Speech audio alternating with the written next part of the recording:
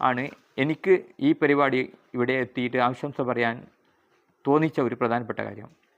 ഇത്തരത്തിലുള്ള പരിപാടികളിൽ നമ്മളെല്ലാവരും ഇവിടെ ഇരിക്കുന്ന ഓഡിയൻസ് അടക്കമുള്ള ആൾക്കാരുടെ സഹകരണമാണ് ഈ പരിപാടിയുടെ ഒരു വിജയമായിട്ട് ഞാൻ കണക്കാക്കുന്നത്. ഈ ഒരു അവയർനെസ് ക്യാമ്പയിനും അല്ലെങ്കിൽ മയക്കുമരുന്നിനെതിരായിട്ടുള്ള പോരാട്ടവും കേവലമായിട്ടുള്ള ഒരു പ്രഭാഷകരോ അല്ലെങ്കിൽ ഒരു ബോധവൽക്കരണ ക്ലാസ് എടുക്കുന്ന വ്യക്തികളുടെ കോൺട്രിബ്യൂഷൻ അല്ല. സമൂഹം ഒന്നടങ്കം അത് ഏറ്റെടുത്തുകൊണ്ട് ഓരോരുത്തരും അവരുടെ വ്യക്തി ജീവിതത്തിലും അവരുടെ സാമൂഹ്യ മണ്ഡലങ്ങളിലുമൊക്കെ അതിൻ്റേതായിട്ടുള്ള അവരുടെ റോൾ ബോധവൽക്കരണ പരിപാടികളുമായിട്ട് ബന്ധപ്പെട്ട അറിവുകൾ ഉപയോഗിച്ചുകൊണ്ട് ചെയ്യുക എന്നുള്ളതാണ് പ്രധാനം.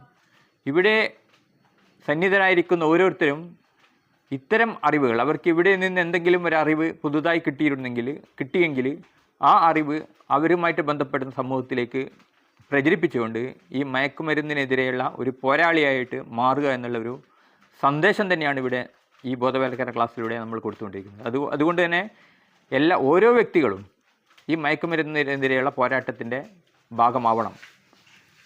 ഈ ഹ്യൂമൻ റൈറ്റ് അക്കാദമി എന്ന് പറയുന്ന സംഘടന തലശ്ശേരിയിലെ വ്യക്തിത്വ വികസന പരിശീലനങ്ങളായിട്ട് ബന്ധപ്പെട്ടുകൊണ്ട് പല പേഴ്സണാലിറ്റി ഡെവലപ്മെൻറ്റ് പ്രോഗ്രാം നടത്തിക്കൊണ്ടിരിക്കുകയാണ്.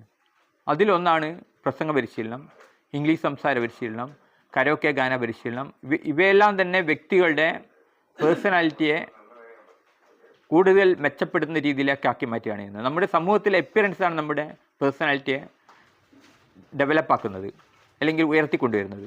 അപ്പം ഇങ്ങനെയുള്ളൊരു പരിശീലനത്തിൻ്റെ ഭാഗമായിട്ട് ഈ പേഴ്സണാലിറ്റി ഡെവലപ്മെൻറ്റ് എന്നുള്ള രീതിയിൽ വ്യക്തികളെ മാറ്റിക്കൊണ്ടുവരാൻ ഉദ്ദേശിക്കുന്ന ഒരു സംഘടന ഒരേ സമയത്ത് തന്നെ അവരുടെ സാമൂഹ്യ പ്രതിബദ്ധതയും അവരുടെ പങ്കെടുക്കുന്ന പാർട്ടിസിപ്പൻറ്റിൻ്റെ ഉന്നമനവും കൂടി ലക്ഷ്യപ്പെട്ടാണ് ഈ പരിപാടി എന്നുകൂടി അറിഞ്ഞപ്പോൾ എനിക്ക് അതിയായ സന്തോഷം തോന്നി. കാരണം ഹ്യൂമൻ റൈറ്റ് അക്കാദമിയിൽ പങ്കെടുക്കുന്ന പഠിതാക്കൾക്ക് പബ്ലിക് സ്റ്റേജിൽ വിഷയങ്ങൾ സംസാരിച്ചുകൊണ്ട് എങ്ങനെ സമൂഹത്തിൽ പരിശീലനം നേടാൻ പറ്റും എന്നുള്ള ഒരു കാര്യം കൂടി ഹ്യൂമൻ റൈറ്റ് അക്കാദമി ഇവിടെ ഉദ്ദേശിക്കുന്നുണ്ട്.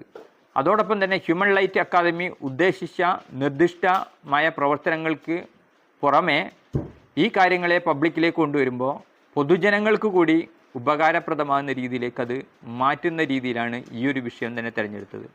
എൻ്റെ അറിവനുസരിച്ചിട്ട് ഹ്യൂമൻ റൈറ്റ് അക്കാദമി ഒരു വർഷത്തിൽ 4 പൊതുപരിപാടികൾ സംഘടിപ്പിക്കാൻ ഉദ്ദേശിച്ചതാണ് എന്നാണ് ഞാൻ കമ്മിറ്റിയിൽ നിന്ന് മനസ്സിലാക്കിയത്. തീർച്ചയായിട്ടും അടുത്ത വിഷയം ഇതേപോലെ തന്നെ സാമൂഹ്യ പ്രതിബദ്ധതയുള്ള വിഷയങ്ങൾ മാത്രമായിരിക്കും എന്നാണ് എനിക്ക് കിട്ടിയ വിവരം.